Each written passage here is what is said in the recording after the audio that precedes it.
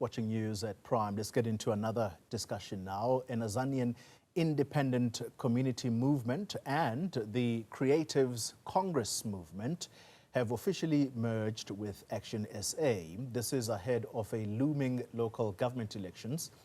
ActionSA leader Herman Mashaba joining me in studio tonight to explain this particular merger.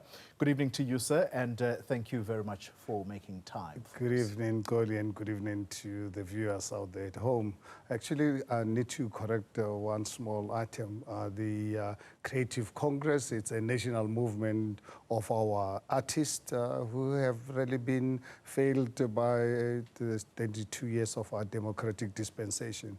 As you are aware, the role of and the imperative of the arts in any nation to really survive. So we really feel really privileged and as ActionSA to have engaged this group, because they'd already submitted their application in the IEC to go and contest the elections on their own. And when they got to know about what ActionSA was doing, said, we will come in. I mean, okay. People like, to give you an example, I said today at the press conference that I think I have a personal agenda because I love the arts. You take someone like William Teto. I mean, William, for me, I grew up, I take him to be the Quincy Jones of South African black industry, music industry, you know, to really be associated with people like this who have really been so failed by a democratic dispensation. It hurts me and pains me. But what it does, it actually makes me more resolute to do this terrible job.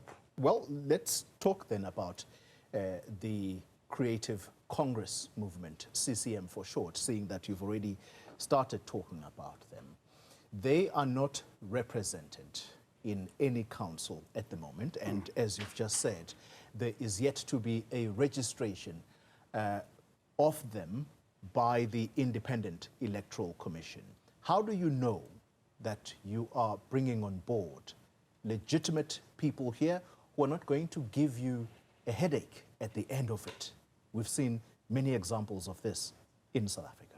You know, I just really had another interview with one of the radio stations.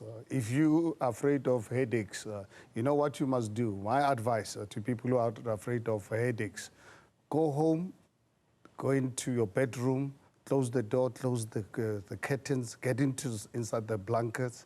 That's where you'll find peace. But I can tell you, when you wake up, that peace will, that chaos that you left behind will be even worse, because right now South Africa is facing major, major challenges. Okay. And I think for us as South Africans, particularly for us as black people, to stand back and say, look, this matter does not involve me, or there are issues, I can tell you we're going to be failing future generation. You're going to be failing my grandchildren, my great-grandchildren, and yours.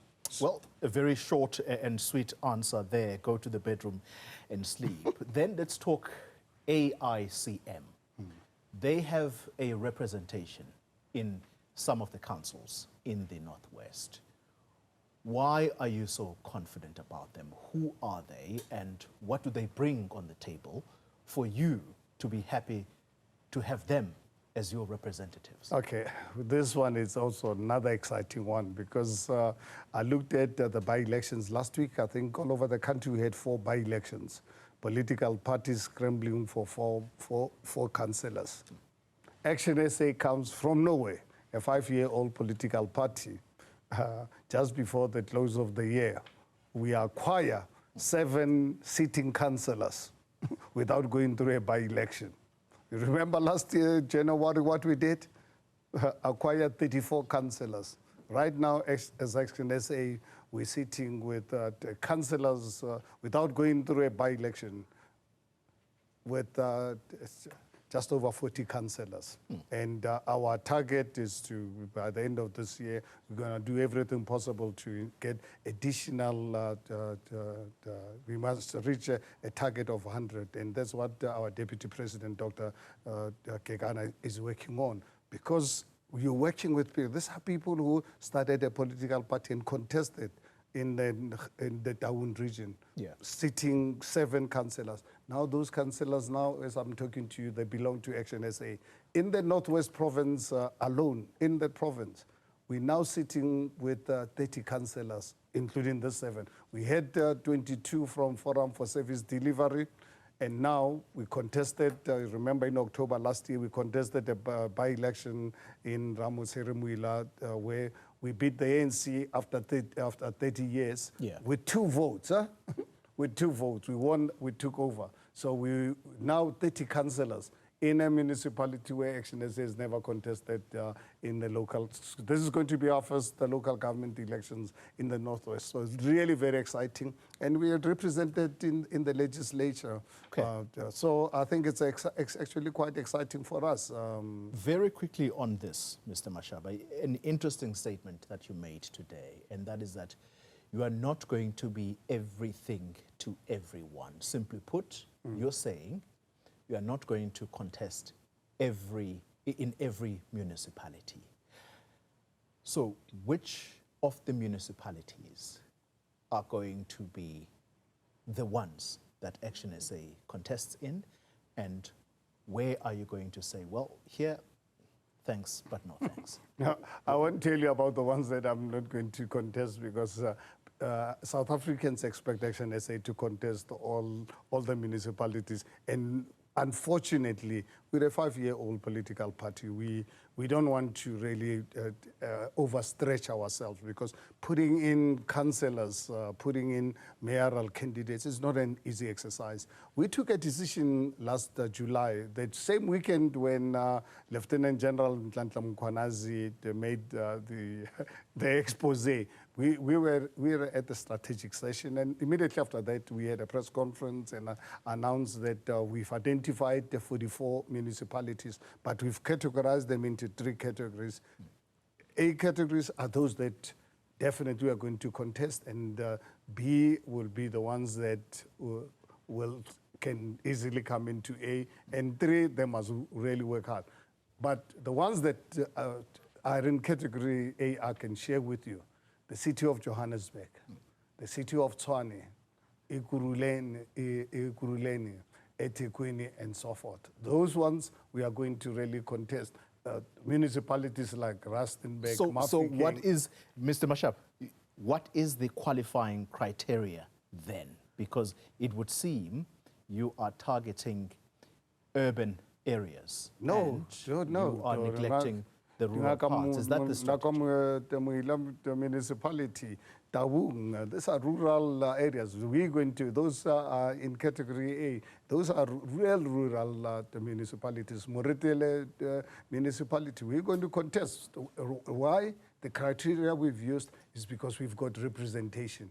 We've got sitting councillors already. That's why when we get organizations, political parties like the Azanian Congress, it becomes independent. It becomes exciting for us, because immediately, you know, in one of the municipalities in Taung, with this merger of us with Azanian Independent, in the Taung municipality, we're going to move from 2 councillors to 4. Yeah. But then we become a serious player in the political dynamics of the municipality. And I think our strategy is to ensure that, guys, let's go for municipalities where we are going to make it difficult for anyone to contest, to run government without us, because we know and we have accepted that South Africa has entered the era of coalitions. And now we want to make sure, Cody, that ActionSA is a kingmaker. Okay.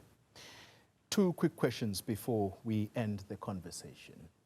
And we'll focus the attention in Tshwane, because that's where you already have a representation. An excellent, exceptional South African. I'm sure you must be proud of I knew you were going it. to say that, but there are issues that are bubbling under that may have credibility issues for you at the end. Edwin Sodi, let's start there.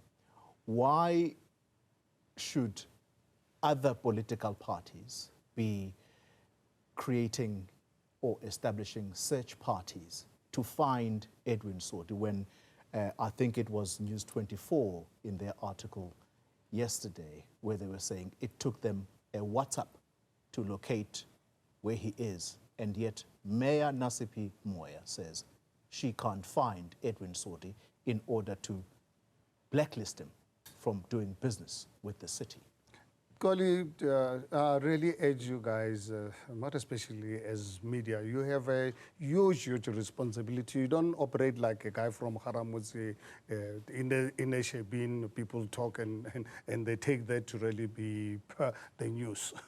You know, I think, please, we've got to be very careful as a country. So, Edwin Sodi, because we don't have the time, you know, he was given the tender by the DA administration in 2019. 36 million rands more expensive than everyone else, with no experience whatsoever. He had to be given $1 million rands to go and set up. And now I was shocked, actually coming here, listening to the news, DA says they can help us find him. Because, yes, they know they can find him because they gave him the contract irregularly. What we are saying as ActionSA, or the coalition, because it's not an ActionSA issue, it's a coalition arrangement led by ActionSA. When the DA, we put pressure on them to blacklist, we've got records of that. We put pressure on them to blacklist Edwin Sodi, which they did.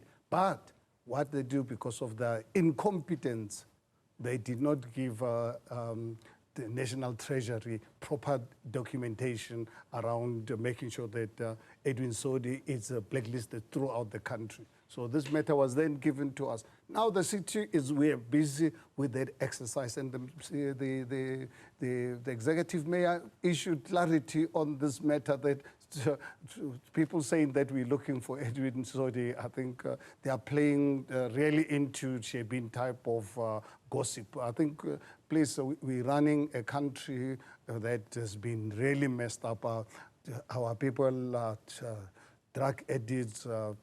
Our kids cannot get to schools. Our people can't go into hospitals. So let's not really operate on the basis of bar gossip. Okay. Let's deal with real issues. So if you were to give Mayor Nasipi Moya a timeline for when she can have National Treasury blacklist Mr. Sodi, as you say, nationally from doing business with government, what's the timeline? Well, unfortunately, I don't really work. I don't really interfere with the day-to-day the running of the city of Tshwane. But one thing for sure, Edwin Sodi, we as ActionSA, we're the one who exposed Edwin Sodi and DA corruption.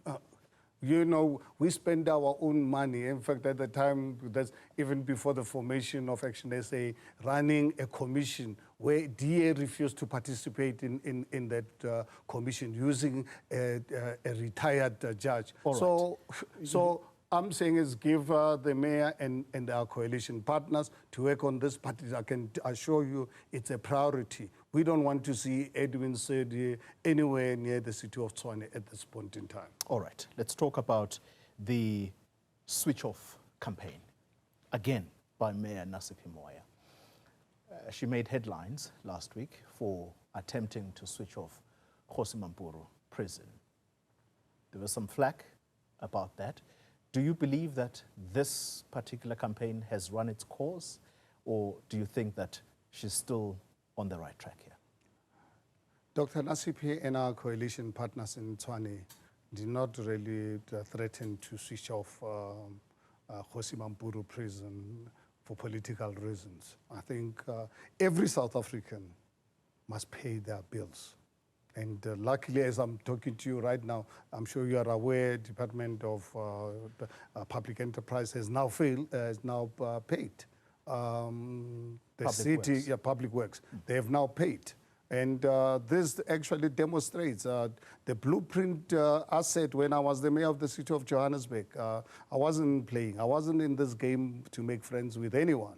And Dr. Moya and our coalition partners in Tshwane, they've actually taken that blueprint to another level. They don't care who you are. Can be big business, can be a small business, you can be an ordinary person, you can be a billionaire. If you've got to pay your dues, you must pay your dues. And they don't really play games. And one thing for sure, for us as ActionSA, and I saw, including our coalition partners, are saying this is the right move, switch off, Mayor. Okay. So, and they will keep switching off. We want everyone in the city of Tshwane because to build a nation, the rule of law is a key component of that. All right. Herman Mashaba, the leader of ActionSA, thank you very much for your time tonight. Thank you, Goli.